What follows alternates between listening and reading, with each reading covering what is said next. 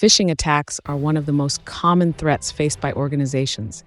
Employees are the primary targets. Let's explore how to protect your team. Phishing is a cyber attack where criminals impersonate trusted entities to trick you into sharing sensitive information. Employees are targeted because they hold keys to sensitive data. Here's how phishing attackers typically operate: sending fake emails, creating urgency, mimicking legitimate websites, and exploiting fear. In one case, a phishing email caused a major data breach.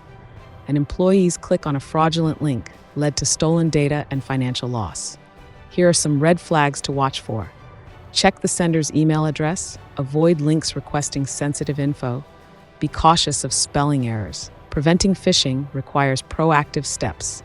Train employees to report suspicious emails, use email filters, implement two-factor authentication, and update software. Phishing exploits human behavior.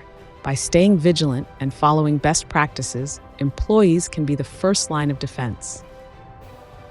Phishing attacks are evolving, but so can you. Stay informed and protect what matters. If you found this video helpful, subscribe for more tips.